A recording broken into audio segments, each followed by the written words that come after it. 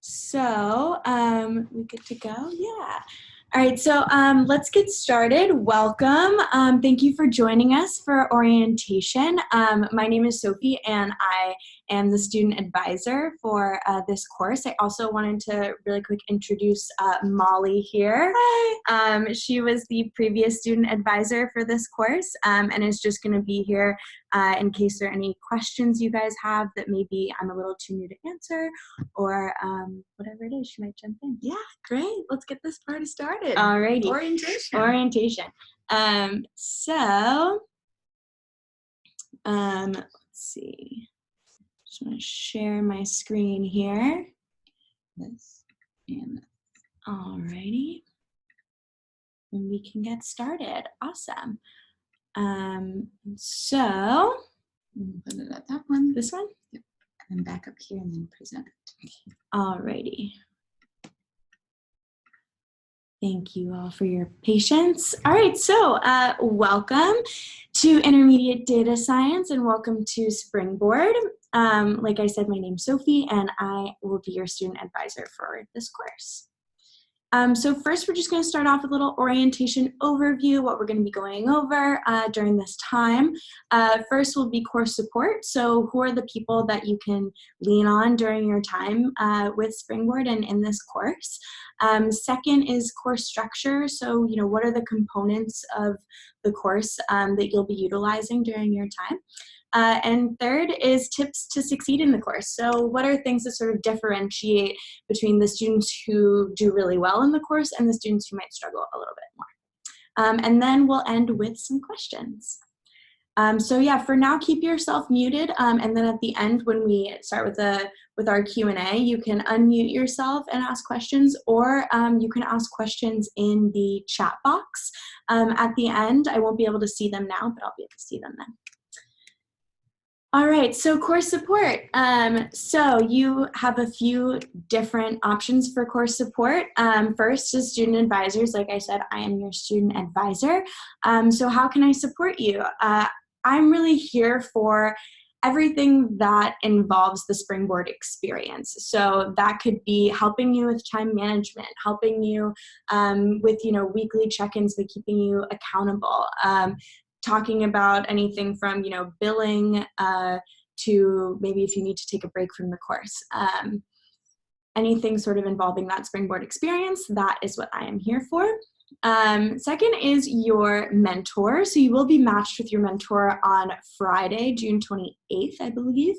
So your mentor is someone who is an expert in the industries of data science. So they're really fantastic. They've got a real passion for data science, and you'll be matched with your mentor and you'll get set up so that you have a scheduled call, a weekly scheduled 30-minute phone call. And we'll get more into that a bit later.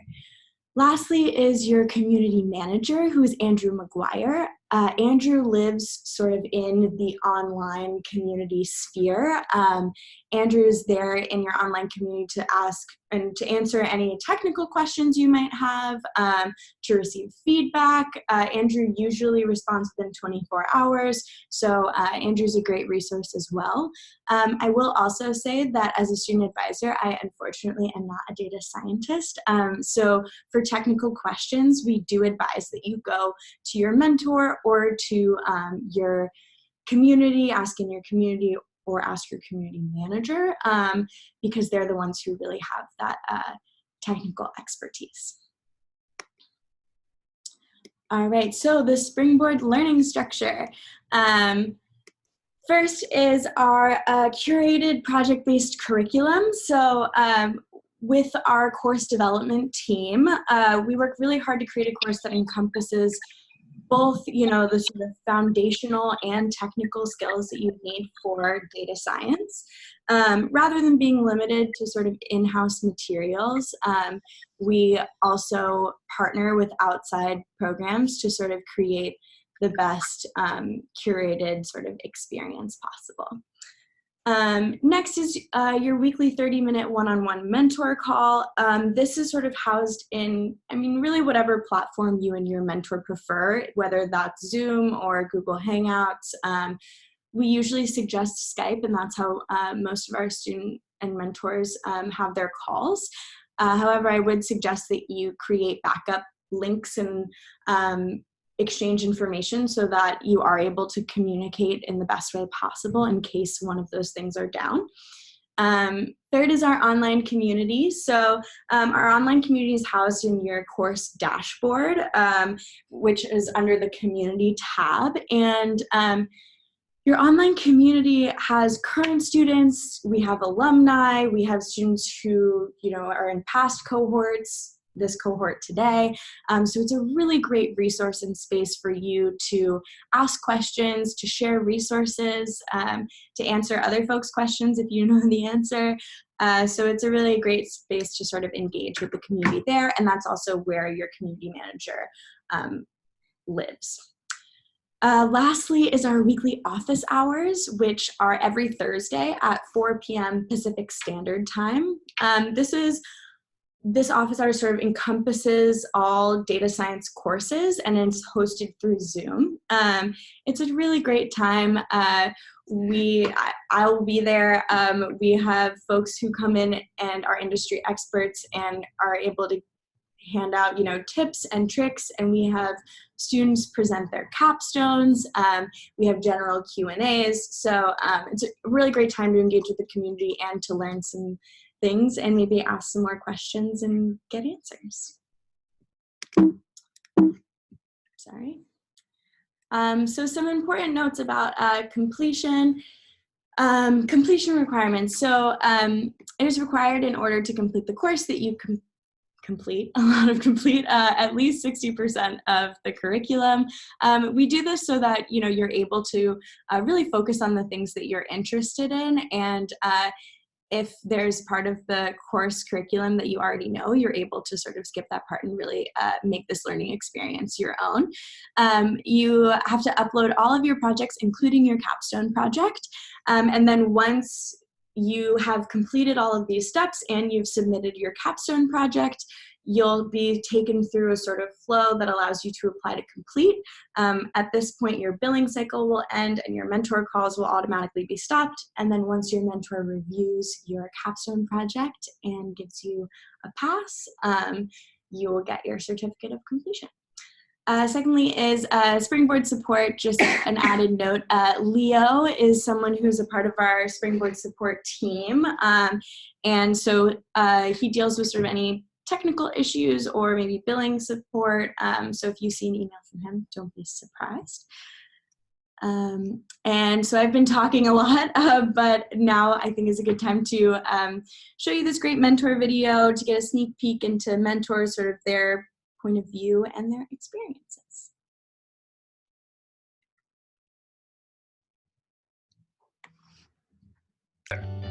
Now, along that way, I had at some points really good mentors. At some point, I didn't have mentors. And one of the things I've learned, and I apply to life, and I try to help out people whenever I can, is that having a mentor, having someone there that can explain things to you when you're stuck, kind of give you advice, is really invaluable. And really, you can tell that difference when you see people interviewing or when you see people that are practicing, whether they had a good mentor. I like working with students who, like myself, are learning coding from scratch. So I can totally understand how they're feeling and what they're feeling, and I can give them a lot of advice. And it makes me sort of blush to have you read what Dheeraj wrote about me. I really had a wonderful relationship with him, and was really just, I don't know, I felt like the mentoring component of the Springboard course was one of the very best things about it. So it's nice to hear him say those nice things about me, but I feel like I could say just as good things about what an excellent teacher and how encouraging he was to me as I was learning. We see it as a wonderful, opportunity to kind of pass down my experiences, good and bad, in this field with them, to share with them so that they're prepared once they get into the working world as a data scientist. And I'm learning as well, as much as they're learning from me. So those are the best calls to do, where almost the time just passes by in half an hour, and it's just a lovely experience. And it's not just mentees; it's more, they're going to become possibly lifelong friends as well. Right now, it is the place where you would definitely love to be. So try and don't take pressure that, oh, I have to learn so many algorithms and I have to do so much of theoretical understanding. Start in steps and try to use whatever knowledge that you have presently, how it could be related to data science and data engineering, and that will really help you to make a transition into that field very easily. Yeah. Because, I mean, one of the great values of having a mentor is having somebody you can kind of lean on if you get stuck. But it's also a good time to learn a lot of the intangibles of data science. So, what do data scientists do day to day? How do you deal with interviewing? How is a data science project set up? All of these other kind of little questions that people want to know, but it's not necessarily in the textbooks.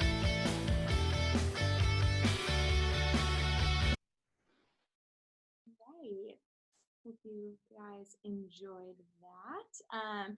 So next we're going to go into some tips and tricks. So how can I make the most out of the course? Tip number one is components of time management. So,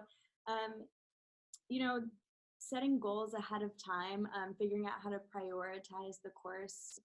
Most of you have, full-time jobs, you all have families and friends and distractors. So figuring out how to prioritize this course and figuring out sort of how to manage those interruptions, how to avoid inevitable, feelings of procrastination. This is one sort of tool that we have is our study plan tool. So within your student profile, you can see the study plan tool. There's a little image of it here, and you can sort of toggle this pink circle here to how long you sort of expect to be in the course, whether it's 3 months, 4 months, whatever your goal is, and it will sort of lay out the curriculum for you within that time frame. I will say that this is an estimate, so some sections may take longer than the system estimates. Some may not take you very long at all. So keep that in mind, but this is a really nice tool to use. So here's sort of an overall course timeline. Orientation, you are here. Congratulations. On Friday, you will have your mentor match, and then July 1st will be your course start date. And then, August, September, October, as we go on. Late October, if you are planning on, completing in roughly 4 months, that'll be when you start to wrap up. So tip number 2, develop your mentor relationship. So, your first call, preparing for your first call is really important. You can set your sort of weekly call topics in advance, which is great. But, I would highly recommend that going into your first call, you think about your background. Why did you decide to join Springboard? Why are you taking this course? What makes you interested in data science? What are you passionate about? What are some of your goals? And what are some of your goals for the course pace as well? Like I said, establish those backup video call links in case for some reason Skype's not working someday. And get to know your mentor as well. Get to know them, and you guys can discuss sort of feedback and preferences on feedback and how you're gonna navigate the course together. Tip number 3, so engage in the community. The online community, like I said, is a fantastic resource. Feel free to ask questions within the online community. There's usually a pretty fast response rate, so that's really helpful. You can create or join study groups. There are other folks who maybe live near you and would love to meet up and study with you, or you can talk to these folks online. Attend office hours, another great way to engage in the community. And you can also request office hour topics. So if there's something that you're really interested in and want to have a discussion about, definitely feel free to request those topics. So what happens next? So first finish the getting started section before your first mentor call. Make sure that I would recommend that you read over some of the frequently asked questions. Oftentimes, some of the first questions that we get are are all answered in that document, so I would suggest reading that. Start thinking about your capstone project topic. Even though this may seem really early, it's going to be here before you know it. And I would suggest, starting to think about what topics or data sets are you particularly interested in, and get that ball rolling sooner rather than later. Meet your mentor via email. Once you get your mentor match, I would suggest, sending your mentor an introduction email and starting that communication as soon as possible. And yeah, that's it. So we'll open it up for some questions. I'm gonna, let's see, yeah, so we've got the chat box here if you'd like to ask questions there, or you can unmute yourself and ask a question here.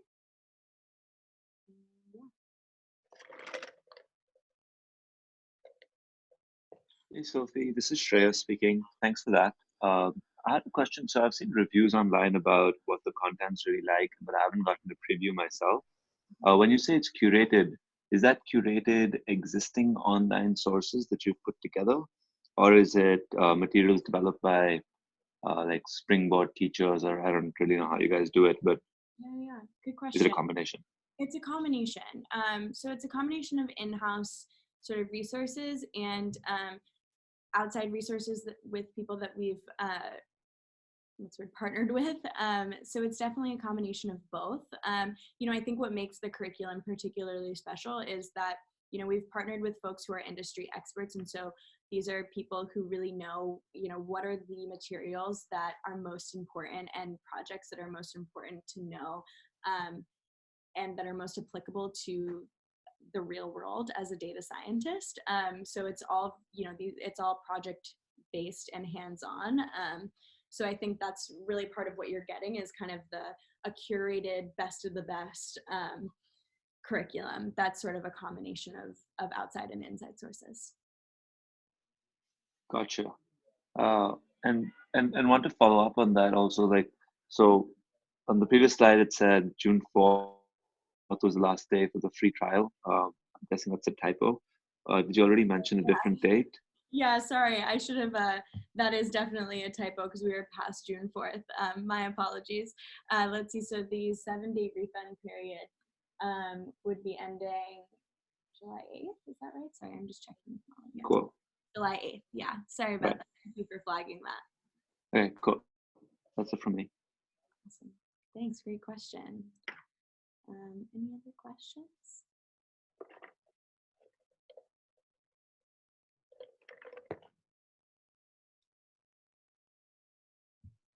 Is anyone tuning in from outside of the United States? You can add it to the chat box if you are.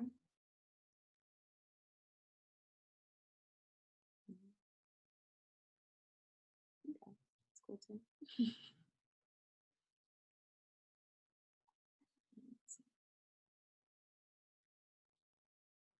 We've got one question here.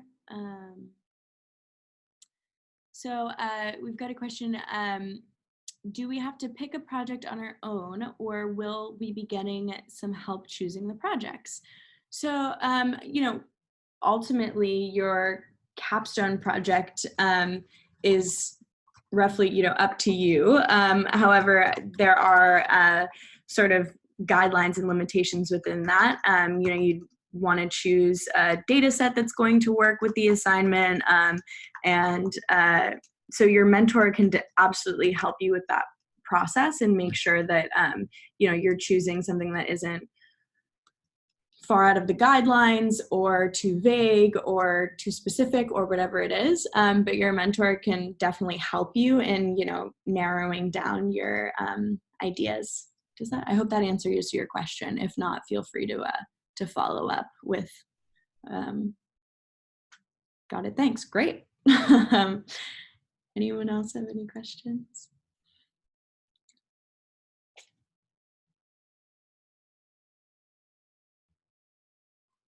Okay, so we just got another question. I did see that there are 16 projects to be completed. Should all of these be major projects? I would say no. Your capstone project is your one major project. Project is more meant to sort of allude to the idea that you're not taking like tests and quizzes, that you're really learning in a more hands-on way. So the projects are not all these huge projects. They're more just sort of a way of, gauging where you're at and also giving you the experience of working through problems instead of the sort of old school quiz and test method. Yeah. And then I think I just wanted to add on this addition. Each unit will have different projects that basically just are summative assessments of the knowledge that you've gained from each unit. Some of them are videos, some of them are articles to read, and there's usually like a project at the end that basically just assesses your knowledge and makes sure that you understand what the concept is. Some of them being very small as like write a summary about what you learned, others being more of like statistical analysis or inferential statistics. So it just kind of depends on the unit. Yeah, thanks, Mom.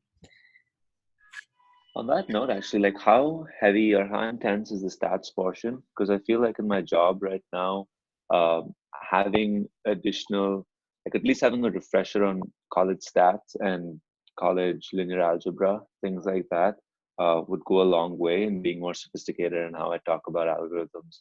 So is there an emphasis on that as well? Are the resources that you guys share, or is it more focused on like understanding an algorithm and learning how to just implement it? Good question. Did you hear that question, Molly? Let me know if I'm repeating your question correctly, but I think what he's asking is, is there an emphasis on, having a sort of prerequisite knowledge of whether it's, algebra, linear statistics, am I saying that right? I'm sorry. In terms of sort of getting through the course, or is that a part of the course? Yeah, so I think that some coding background is necessary for the course. So, a bit of practice in either R or Python will be useful. A small amount of statistics and probability is kind of just like our bare minimum. Anything else from there might be a little more challenging, but it's not doable. I was actually asking the opposite. Like, how much is the course focused on like just knowing that okay, this is what a random forest is. This is the like library that implements it, and then here's how you can implement it, and then go do a project based on that. Versus like this is what a random forest is. It uses something called bootstrapping. Bootstrapping is based on these statistical concepts. Let me teach you those statistical concepts. Like, what is the balance between the two? Yeah, that's a great question. I feel like that question, to be honest, kind of goes over the student advisor's head, for lack of a better word. I don't have that deep of a knowledge on specifically what the course entails, but I feel like you can get a little more information if you go onto our website or just take a look at the curriculum. You should have access to the curriculum now, so you can look into what that might entail. And you do have that whole week of refund. So if you find that this isn't a course for you, or if it's too challenging or not challenging enough, we do have other courses in the vertical that might meet your needs. So I guess below, to some degree, is our introduction to data science. So that might give you a little bit more of the introductory skills and foundational skills, beginning of the technical skills that you need. And then above us, we have our data science career track. So that would go a little bit deeper into a lot of the skills that you're being taught in intermediate data science. Sorry, Gotcha. Better at answering that question for you. And the career track though is like it's not a 3-month online do it at your own pace type of course though, right? It is an online course, so it's similar to many of our courses that we have here. However, the career track offers a job guarantee or your money back, and it's a 6-month course. In that course, it is a little bit more expensive. Obviously, you have career coaches, and it's more focused on the job's outcome guarantee, whereas this course is more focused on developing those skills to get to the next level. Gotcha. Okay, thanks for that.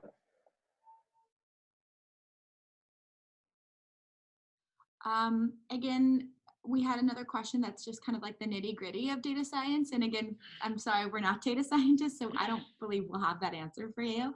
If you have specific questions about for an example, this is computing infrastructure. I'd urge you to actually go to the community and post about that. Your community manager is a data scientist and they are industry experts, so they'll be able to answer that question for you. We're here more of the Springboard side of things, so any specific data science question, sadly, is going to be going over our heads. But anything regarding the student platform, student experience, we're here to help with. Thank you. Cool. We've got a couple more minutes if anyone has any final questions. Got any idea about how quick this course could be completed? Really a matter of how much time you want to dedicate. I think we suggest, what is it, like 15 hour, if you do 15 to 20 hours a week, then you can complete in 3 to 4 months. Is that the idea? So, you know, if you want to dedicate more than 15 to 20 hours a week, you know, this is just an average. We say, like, if you dedicate roughly 15 to 20 hours a week, you can finish within 3 to 4 months. If you were to dedicate more than that or make this sort of your full-time mission, then I'm sure you could complete in less than 3 months. But that's sort of the average that we've noticed among students. And you can also, within your study plan or your study tool in your profile, you can move that dot to 2 months and see sort of what that would look like in terms of how much work you would need to complete. Alrighty. I think that's all we've got for today. Last chance for any last minute questions. Otherwise, you can email me at sophie@springboard.com at any point for any questions regarding the Springboard experience.